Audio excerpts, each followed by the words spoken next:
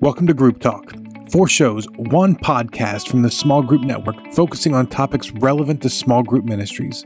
Whether you're in a church of 100 or 10,000, whether you're a volunteer or staff, we want to support, encourage, and equip you to lead well.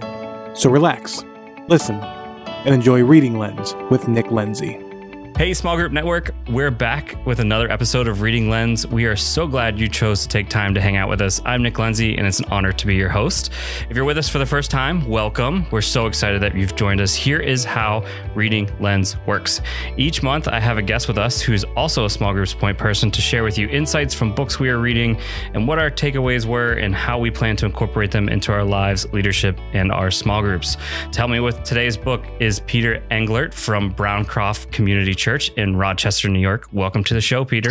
Nick, thanks for having me. You're like a legend on the Small Group Network, so I feel honored to be on the podcast. I'm happy we finally get to meet. So this is going to be a great episode for you listeners because I feel like there's people that you know that you're going to be good friends with before you meet them sometimes with the Small Group Network. And Peter, like it's been awesome seeing you come in because you're very engaging on social media, which I really appreciate. So you're like involved in our social media Facebook group, but then you also friended me and we've kind of like have hit it. I've stalked a little bit, but like hit it off a little bit. I love how engaging you are in the post you have. So you're a good follow. I appreciate that. Yeah. So why don't you tell the listeners a little about yourself? Sure. So my name's Peter. I grew up in Binghamton, New York, which is the southern tier. It's on the Pennsylvania border. I went to college at Valley Forge Christian College. Now it's the University of Valley Forge. Always felt called to be a pastor, but I took a little detour. I was an admissions counselor, worked in higher ed at Valley Forge. And long story short, I met my wife in Rochester, New York, and Cool. She's very gracious, very kind.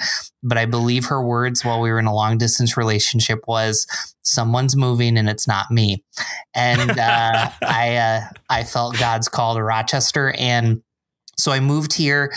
I kind of gave up the whole dream of becoming a pastor. I just said, hey, I'm willing to work a 9 to 5, maybe I'll find something else, stay in higher ed.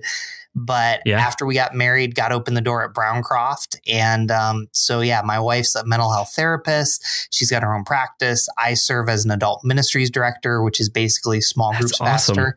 And we have a daughter, Haley, who's going to be 3 in February, whenever this airs, like the end of February. And then the reason we're recording this now is my wife is literally due. So if you hear this episode and it goes cut off halfway through, it's done. So she's due this Thursday in January. We had another little girl. So I am hashtag girl dad all day. That's awesome. That's fantastic. So we have a couple things in common. I love that you talked about long distance relationship. My wife and I, she was in Knoxville and I was in New York City at the time when we were starting dating, and she didn't give me the ultimatum. I'm more like, this might sound terrible, but I promise you it's a good story. But I went down to visit her, and when things were starting to get going, so we had a great weekend, and I've just felt like, all right, I'm selling everything. I'm leaving my job. I'm moving down to Knoxville. She's worth it. All this stuff. And I get down there, things go awesome. And she worked at a church, and that evening they had a prayer service before their service. And I'm in the prayer room, and the people in the room are praying the thoughts that are going on in my head. And I'm like, what in the world is going on? What is this weird experience? And then we get downstairs to service, and we get to the third song, and it's All Is Well in My Soul, which is my favorite song of all time. But I couldn't sing it. It felt like I had a frog in my throat. So I left and went out into this alley to where she couldn't find me, and just started praying to God, what is going on? And he was like, don't you dare think you're leaving Hoboken. I'm not done with you there yet. And I was just like, oh man, God, come on. This is what I've wanted for so long. And so we ended up getting back together, and we met, and I ended up having to tell her hey, I just want you to know, I love God more than I love you. And that played a bit into our story too. I wish I could get into that more, but that was one of the best things I could have said to her, was that I love God more than I love you, meaning that she didn't have to be everything for me in that sense. But Yeah. So she ended up coming obviously this way because I'm still in Hoboken to this day. I'll be honest, I haven't had that conversation with God to know if I'm still supposed to be here, but everything seems to be going well other than a whole pandemic. But I think that affects us all. But was it because you saw all the orange from the University of Tennessee volunteers that maybe God said, hold on a second? Most likely. Peter, how did you get involved in the network? So some people appreciate my social media, some people don't. So I started joining groups, and because of my role at Browncoft, basically my rule of thumb is when Nona Jones tells you to do something on Facebook, you just do it. So I started like 6 or 7 Facebook groups that I'm managing, leading with volunteers for Browncoft. And then I just started joining some, and I work with a friend by the name of Adam. He owns a company called The Joy Ethic. He's been kind of coaching me, consulting me. And he said, hey, man, you've got to start blogging, vlogging, make yourself out there. And then the pandemic hit. So I just joined all these groups. And as I started blogging, I just posted it in there. And Derek, a couple times, I don't know if it was Derek or someone else, they like denied it because it wasn't about small groups. So don't do that, folks. But, every once in a while, I'd post something for small groups. And then Derek finally reached out. He was super gracious. I apologized. But he said, hey, start writing for the network. And what I learned about blogging is like you could send an email to somebody or you could write a blog. And for some reason, people think that you're more intelligent when you write a blog as opposed to an email. So there you go. Yeah, that is such a good thing. I've used that too. And then you can use the reversed where like I have a blog for our church where someone wrote to me once and they said, I don't know that I have time for group. And I put the response, like I took their question and then wrote the blog on it and posted it as the blog. And that has done so well because it was a question that everyone has, right? And to be able to answer it. So it works the opposite way too. I think sometimes where you're like, I can't find content. And it's just like, go to your emails and find the questions you're always answering. But what's nice about that then is then you can send that blog to the next person that asks that same question that's coming. Well, so I don't know about you. I've developed a reputation that people send me like Facebook messages, and like this last one that I got was like a prayer request, and they were like, don't screenshot and share this. And I'm like, what? I mean, I don't know what to do with that. So I don't know if you got some of that. Anyways, confidentiality, big deal. Small group leaders, point people. That's awesome. That's so good. Yeah. What do you love most about Rochester? So the cool thing about Rochester, first of all, personally, my wife's from here. I grew up in Binghamton, which is about 3 hours south. And so I love upstate New York. There's a ton of innovation here. Rochester usually depends on what study. They're in the top 5 of patents per capita.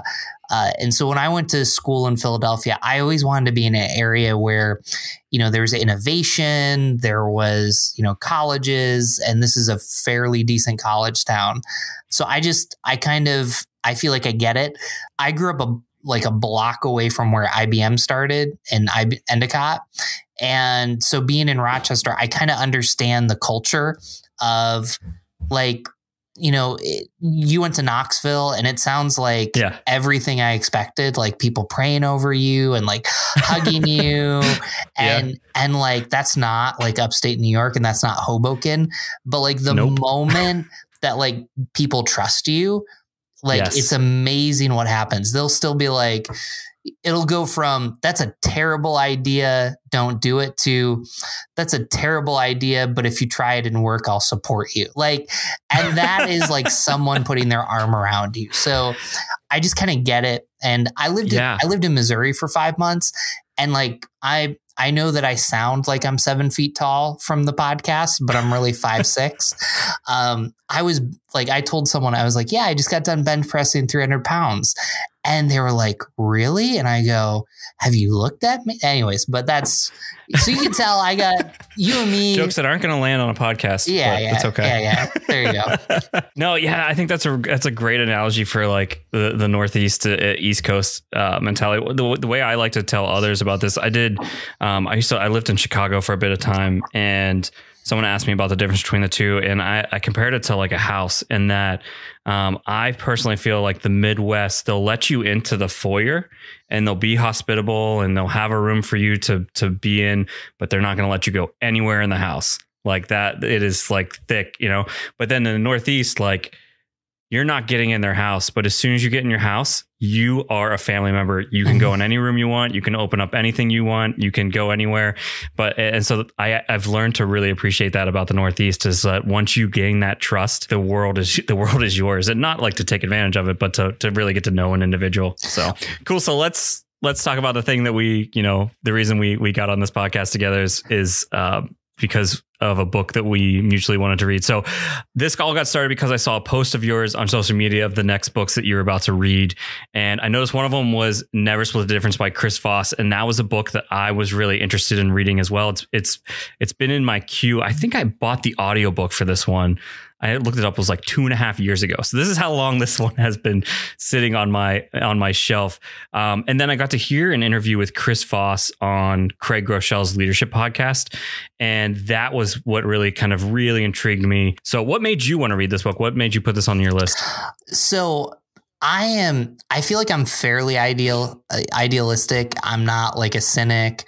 I want to read what other people are reading so that I can understand and join the conversation. I'm a 2 on the Enneagram, but there was like 3 or 4 people, including, we're going through a leadership development program. You know, one of the leaders at our church, his name's Gary. He's a coach. He's very different than me. He's like, you got to read this book. And he's like black and white, straight laced. He's awesome. Very different than me. And then my friend Ramon on staff read it. And I posted that because I said, okay, I'll read it. And I had like, I'm thinking we have all these books here, like, and the majority of the comments were like, read that book. And then I began to see the people that were like posting, and they're all great people, but like they're people that I would suspect are like enjoy negotiation. So usually I come into reading books fairly excited if a lot of people, but I was a little tentative on this because I was like, oh man. High expectations. Yeah. Well, not even high expectations, but it's like, is this book going to ask me to become something I'm not? Oh, that's fascinating. Yeah. How do you feel about negotiating? So for me, it's not a huge deal. I feel like I'm getting better at it, but there's like a handful of people that just bother me. And I wouldn't even say just bother me. Like I just don't trust, maybe not trust, man, I'm like really bearing my soul to you. That's what happens on podcasts. But like there's certain people that just rub you the wrong way.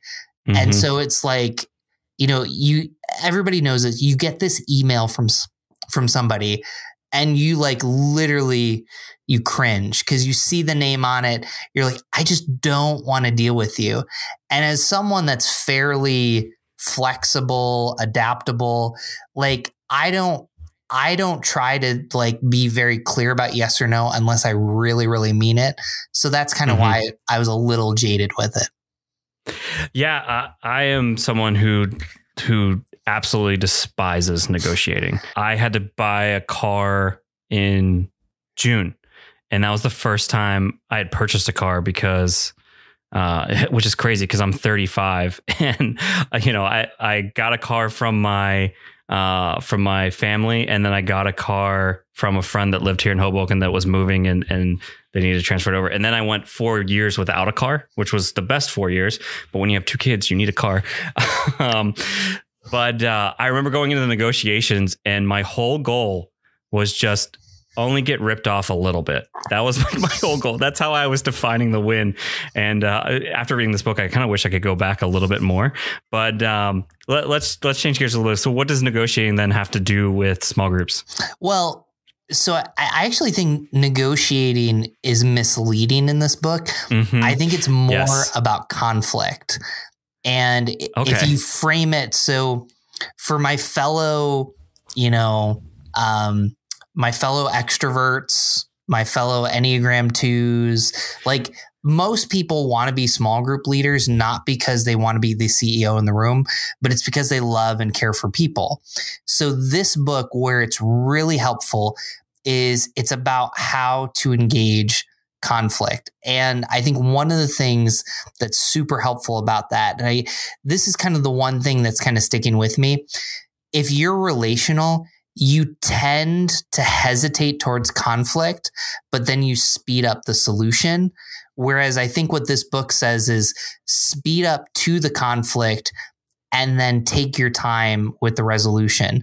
I think that that's kind of what I'm leaving with, because from what you're telling me, when you know that there's a conflict or a negotiation, you're going to push it off to like, you absolutely have to. So what's interesting, I'm sitting here just waiting for the chance to get to talk in this. So not that you were talking too much. Sorry, that just it's fine. It's fine. But what more was that, like, you are a 2, I am an 8. Okay. What? So you see this as a book about conflict. I see this as an 8, as a book about listening. Which is kind of funny because, like, I think 8s would embrace conflict way more than a 2 would, right? And a 2 would embrace listening more than an 8 would. So, like, to me, this was all about learning to listen well to others and empathizing with them and, like, trying to control through listening. And so, like, I think that's just gifts that a 2 has. And that, like, the conflict side comes easy to an 8. What do you think about that? Does that sound hold on a second. Like, plausible? Hold on. You just like blew my mind. Okay. So you just blew so help me understand how you as an 8 don't enjoy negotiation. Oh, that is weird. You know what it is that I don't like feeling like I'm not an expert or like in control.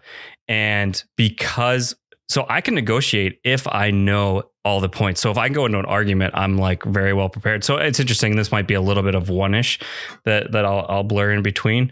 Sorry for this becoming an Enneagram podcast. I'm sorry we just lost you, those that that just aren't there yet. But I would say that would be that part of the 8 is that, like, I feel really uncomfortable. You had talked about others, how, like, you have staff members who are very black and white. Like, that would describe me as well. And negotiating is that kind of gray and trying to figure out where that is, I guess. I don't know if that makes sense. No, that makes a ton of sense. And to those of you that just fast forward because the Enneagram, if you don't know where people are coming from, like, then, I mean, you'll miss the point of this book. So one of the, I don't even want to use the word neat. One of kind of the things that caused me to pause was one of the worst bank robbery shootings was in 1981 in Rochester, New York. So I'm reading this book in Rochester, listening, and it's because they didn't practice the steps here. And so, you know, you're telling me about Chris Voss, which is probably, I haven't heard him talk, all the stereotypes I thought. But then when I read this book, you know, I told you my wife's a mental health therapist. It was all the advice that she gave me. And one of the things that I think that I tend to do, and I think that a lot probably of our listeners tend to do, is we over apologize. And I think when you're in the midst of conflict, like sitting with some of the messiness, but also putting good questions out there. So no, I agree with you that maybe what you're saying, hey, listening, but I saw it as learning how to engage conflict better. Yeah. And maybe it's just because of this first chapter that it sent me on this bent a little bit, but it says listening is not a passive activity. It's the most active thing that you can do. And I think that's one of the things that we try to teach our small group leaders to do is be those good listeners and ask that next question, as opposed to like, all right, I'm going to come in here with my point, or I'm going to tell you what I think you should do, but rather like try to draw that out of them. And I think this book does just a phenomenal job of trying to help you through that. Even though we're not dealing with terrorists or bank robbers or car salesmen, like we're dealing with humans. Well, and you know, this is a culture thing, but this happens in small groups. You don't have to agree with someone to empathize with them. So the whole chapter on mirroring. So people want to feel understood and trusted. And he says that over and over again. So like when I'm talking to you. Yeah. Can you explain mirroring? Yeah. So mirroring is like this. So for those of you listening, let me paint you a picture of Nick. Nick is, you know, sitting kind of sideways. He's looking at me. He's got a smile on his face. what I might say to him, and he's shaking his head, Nick, it looks like, and it feels like, you're really excited and you're with me. And yeah. So, sorry, I was supposed to say that's right. That's what you're trying to get to. Well, maybe. Well, I mean, so that's a great point too. And we'll probably come back to that later. But, I think we train small group leaders and small group point people to like be aware of the room. I'm thinking about the day that we're recording this, my pastor just got done preaching about Abraham and Sarah in Genesis 16, where, she asked Hagar to have the baby, and like, it's a mess of a story. And like, say you're having a discussion about that and infertility comes up and someone's head drops and like they disengage from conversation. Like for you to be able to say, hey, John, like something happened when we said that, can you, I just want to check on you. Like if we're not looking in the room, we miss those cues. Yeah, that's really good. I mean, a lot of this book is just kind of reaffirming some things that we already teach that I think it was really powerful, especially because it's just coming from such a different angle. I mean, this was what Steve Gladen and I really just got interested in starting this podcast, because there's so many great business books and other books out there that like can help you learn about small groups. And that's kind of what we wanted this podcast to be. And I think this one's just a really great example of this, of like being able to pick up this book and just, even though it has nothing to do with small groups, it is so many applicable points go with it. So let's go to this. So one of the tips that he gives is, that the negotiating starts with no. So sometimes when it gets to negotiation, the thing that we're afraid of most is no, right? I think about even just calling the cable company and being like, hey, can you reduce my bill? No. All right. But to seek the no, and that yes is actually the final goal of negotiation. So if negotiating starts with no, right? And, yes is the final goal. When it comes to group, are there some final yeses that we are searching for that instead maybe we need to start with no? Sure. So, when I saw this question, I actually wanted to back up a little bit, because I think there's two things that Voss brings out that are super helpful. Now, I'm going to try to like small group Christianize this. I don't think he's trying to manipulate. I think he's trying to be authentic, but he said people need to feel like they're in control. So when someone says no, they're in control. So I think about this, if you ask a small group leader or like a new hey, you have the opportunity to say no. How about you lead a 5-week short-term small group? You're immediately, and one of the other things he talks about is like taking the objections off the table and speaking them aloud. We don't always do that. So number one, when you're communicating about something, does the person feel like they're in control? Because going back to that sales thing, like they know what you're going to ask. So, trying to have a repertoire, trying to understand, that's the first thing with like people feeling they're in control. And the second thing is, and I think this is a really, really good example. So he was talking in one of the chapters about a woman that has a hostage negotiation in Haiti for her husband. And they started off with like $1 million and their number was like 5,000.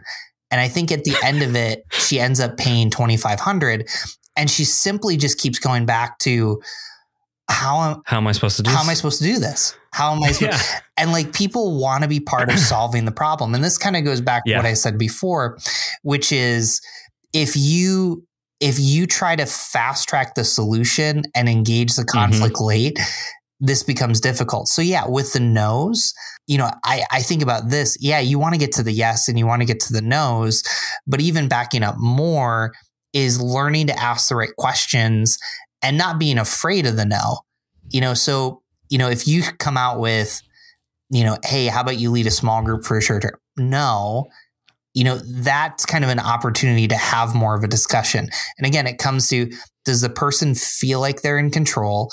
And then does the person feel like they're solving a problem? Yeah, that's wonderful. And I think about this in terms of like, you talk about leadership recruitment. I think it's also there for group promotion.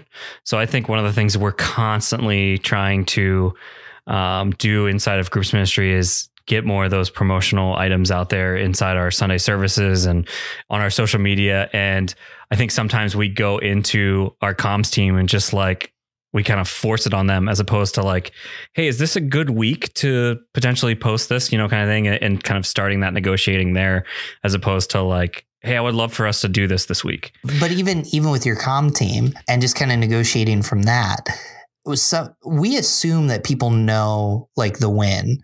Like we assume that like the Bible. That's a great point. The Bible says thou shalt be in a small group because Jesus was in the small group. Don't go look for that in 1 Nick 1:7. But like, so we just assume. But like when you walk in there and you say, it would be really awesome if we heard about this Facebook post about people sharing about their small group, and then we recruited 3 people that tell us, the favorite thing about your small group. There's ways that we have to help connect. And I think that that's kind of what negotiation does, because, and I was thinking about this. Let me give you this example. Think about an overtalker. We run into that all the time. And the way that this book got me to think of it differently, the yeses and the nos, is if you don't know why someone's an overtalker, you might fix the wrong problem. So, oh, fantastic. So think about this. If an overtalker who's anxious, like they just start talking and then they're in group and they like verbally, puke, like they're just going, well, I'm going to handle that person very differently than I would an overtalker that wants to take control. So if you don't understand why someone's doing that, then when you get to conflict resolution or even kind of problem solving, like the controller might say, like if you said to the controller, hey, can you help me like have other people to talk? Because that's like a classic small group discussion. And they're like, oh yeah, I'll lead next week. And you're like, I'm in a bigger mess right now. But with the anxious person too, if you say, hey, can you help other people talk? Like they might say, no, I can't do that. Whereas if you say, hey, you sound a little anxious when you talk, like help me understand that. Yeah. I think that's an example there. That's really, it's really interesting. You just sparked a thing in my brain in that, one of the things we train our leaders, and it's become really popular at our church, is we have this thing called OIC, which is observation, interpretation, and clarification. And I think this is about like letting them have control of the conversation. So observation is, all right, what's the thing that you're observing? So, hey, I noticed that you haven't been able to make group in the past 4 weeks. So that's like the kind of fact or thing that's there.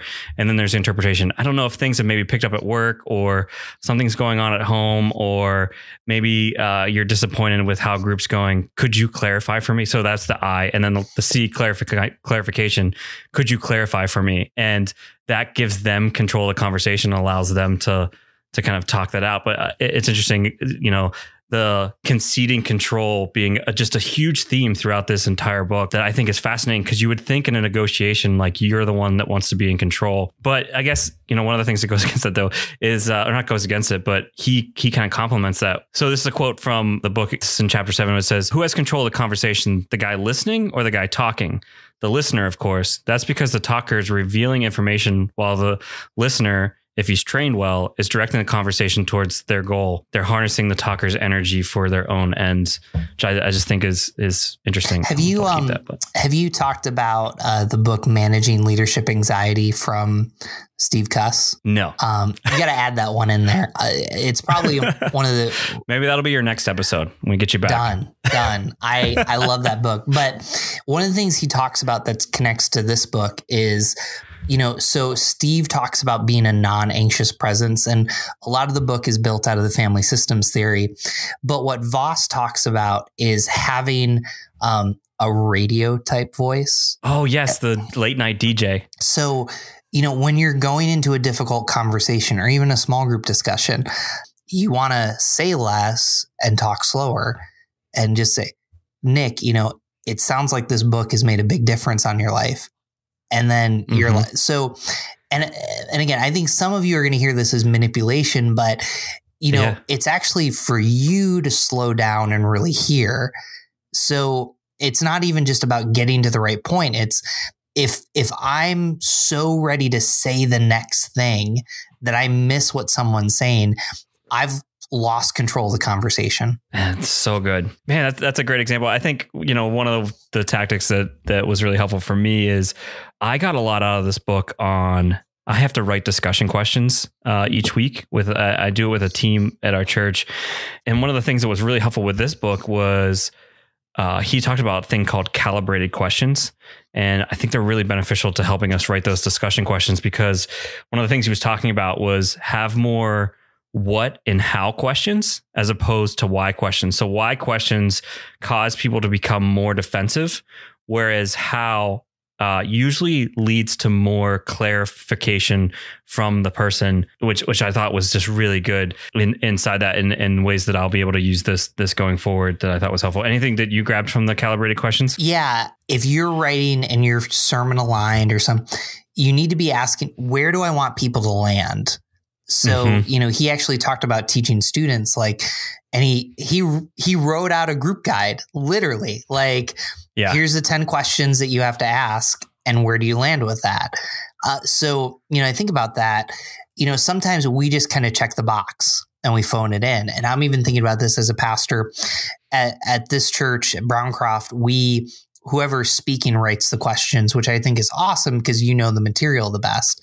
But even just not, hey, I'm not going to just phone it in and here's my Bible question, here's my observation question, and here's my application question.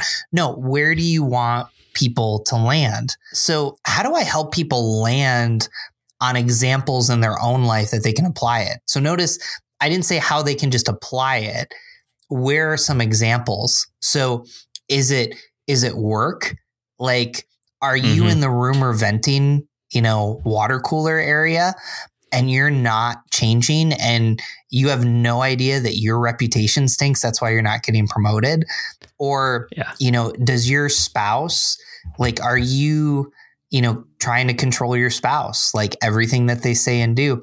Those are the conversations. So how do I get someone there? And then you begin to see how the Bible actually opens the questions and doors to get there. And how do you serve that in a way that small group leaders can have that discussion? Yeah. I think one of the other things that I really enjoyed too was the 7-38-55 rule. So this isn't his actually principle. It's from someone else. I'm sorry, I don't have the reference, but it's in his book. So I'm giving him credit on this one. But it's 7-38-55, which is 7% they'll remember the words that you shared. 38 is the tone in which you say it, and 55% is the body language. And talking about how important it is to be there in person if possible. And I think about the times where, I've learned this the hard way where when there's conflict, to try to get there as soon as possible, as opposed to let's try to handle this through email or just things. There's just too many variables that can go wrong. They can't hear your tone. They're reading the words the wrong way. Especially a guy like myself, who's very black and white and kind of eight-ish with how I will directly say things, gets me in trouble a lot. But at the same time, I also have a really bad poker face that I need to work on, and being approachable. But this was just really helpful for me as well, and taking that into consideration as to how people hear things, or actually how they see being a part of how they hear as well. Well, and what I think is so important about that is sometimes you don't even have to bring up what the conflict is. Let's use this as an example. You get done with group. Nick, you looked fairly angry tonight. Can you help me just to me? And my wife's going to listen to this and she's going to be like, you botched that. You're not the therapist, but Nick, it looked to me like there was some anger tonight. Am I wrong about that? Am I, and you, is there something going on at home? Yeah. And you might come out and say Peter, you're the biggest idiot leader. And usually that's when we get scared, but that in this book, what they're trying to teach us, and I think what the Bible's trying to say is, you could have had a terrible day. You've got kids running around the house, and for some reason, we just tend to be the target. And if you really just keep asking questions, then all of a sudden now you've gotten to the root cause of the problem, which if you all of a sudden get offended, and this is where Enneagram 2s or people that are feelers, they're taking this on as opposed to, and I think this is one of the most helpful things in this way. You're not supposed to take that on.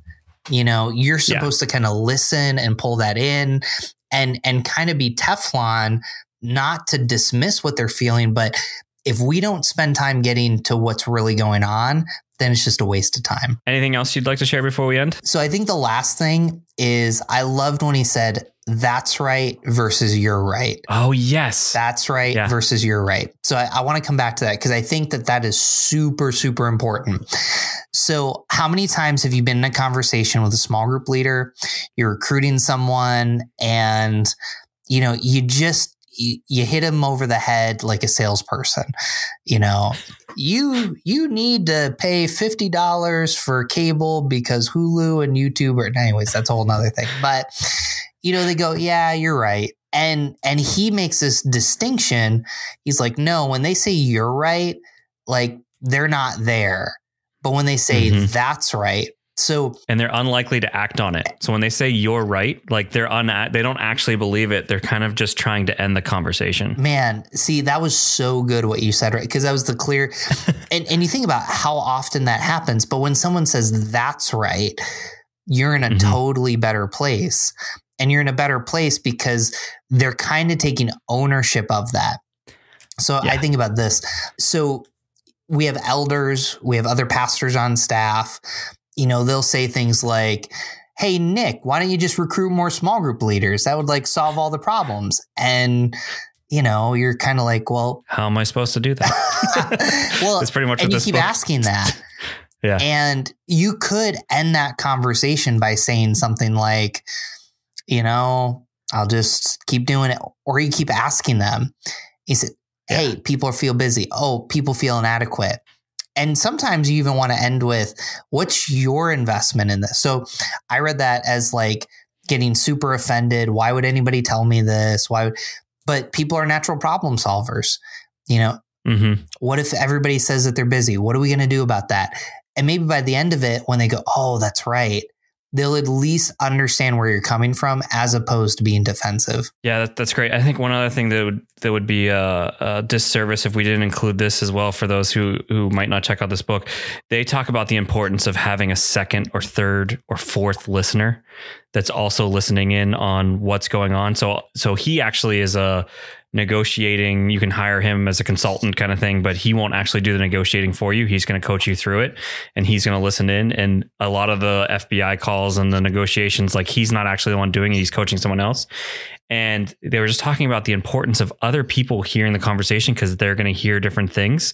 And I was just thinking about how important that is inside of a group setting as well, to be able to have asking someone else hey, I know I'm going to be the one asking questions, but can you be listening just as well and throw in questions that you might be wondering as well and not waiting for me, as the leader to ask those questions might be a really empowering thing. But then it also brings me back to Matthew 18, right? About, if you go to them first and you're unsuccessful, come back with another person. And that person's role is to be that other listener. So I realize that's a extreme way to make that point biblical, but I think it just shows you the value of it actually is valuable when you have not just yourself listening, but somebody else there to listen as well. And think about this being super practical. This is why you have under shepherds in your small group. This is why you raise up leaders, not just so that you can throw them to the wolves and start a new group, but if they felt valued and empowered, imagine how they're going to lead a group. So, Nick, let's say I'm a leader and you're my, under shepherd, or I'm raising you up to lead a group. Hey, Nick, what do you guys use the term under shepherd? Well, we don't, but I don't know. Sorry. I feel like that's small group lingo. So I've heard that. Okay. We would say apprentice. Or, I'm sorry. Well, it's okay. So what's funny is, and you can take this out, but we don't call our coaches, we call them coordinators because people in Rochester. We go with community leaders. Yeah. Yeah. Because people are I don't want to get coached. I don't want to, I don't want to get Bobby Knighted. And it's it's not Bobby Knight. It's anyways, but coming back to that apprentice, under shepherd, whatever you want to call them. If you go to them and I say, hey, Nick, how did group go tonight? Well, you didn't let there be any silence. you rushed over here. Like all of a sudden you're empowering people, and what a way to build leadership. Mm-hmm. So this is a great book you guys should pick up, listen to. I realize you heard this podcast, but we probably covered a quarter of what's in this book. So highly encourage you to pick this up. So let's head into our lightning round and one. So same question we have every single month. Peter, what is another book that you've read recently has had an impact on your leadership? Right now, we just as a staff read One Blood by John Perkins. I think every church leader should read that. It's kind of his manifesto. He's 80 something years old. So yeah. So super, super steeped in wisdom. What's it about? He just kind of reflects on the Bible, on racial reconciliation, on reconciliation in general. And awesome. I just think every church needs to be reading that. He's a fair, gracious, truthful voice that I think we need to be listening to. That's awesome. And what's one you're looking forward to? Right now, I think I'm looking forward to Be the Bridge by Latasha Morrison. So probably somewhere in here, we should probably link the post where you found out I was reading this book and stuff. But yeah, actually, we could do that. Yes. That'd be we can do that. So I'm looking forward to, I won't talk about them, but United We Fall by David French. I'm curious with all the politics. And then my friend Jason Romano, I need to read this, but The Uniform of Leadership about work. So lots of good stuff for small groups there. Well, Peter, this was great. Thanks for being with us today. Well, I'm Nick Lindsay, and I want to thank you for listening with us. Thank you to Peter for sharing your experiences. We hope that you enjoyed today's podcast. Reading Lens will be back next month, and I am bringing on my senior pastor, Chris High from Hoboken Grace Community Church. And we're going to be talking about the book E-Myth Revisited by Michael Gerber. It is probably the most impactful book that I have read in relations to our small groups in our church. I asked my senior leader to be on this because this book was huge for us in breaking through just being a church plant to becoming a solid, I don't know what they call once you go beyond church planting, but like we became a church, right? This is the one that helped us break through. And I'm really excited for us to both get to talk through that because because of just the impact it's had. So if you want to read along with us, that gives you a month to get ahead on that. And come back next week for Inside Saddleback, which will air next week on the same place you're listening to right now. Remember, leaders are readers. Take care, everyone. Hey, Small Group Network, Jason Banzoff here again. Thank you so much for tuning in this episode of Reading Lens, and thank you to Nick Lindsay and Peter Englert for that wonderful episode. Now, before we go, let's talk about some events. We have several great events lined up for you in 2021. Check and see if there are some in your area.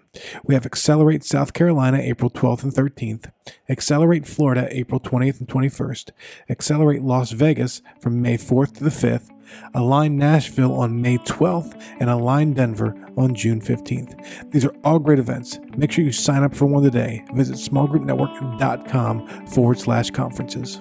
And thank you for listening to Group Talk. We invite you to subscribe to our podcast through iTunes and get new episodes downloaded automatically.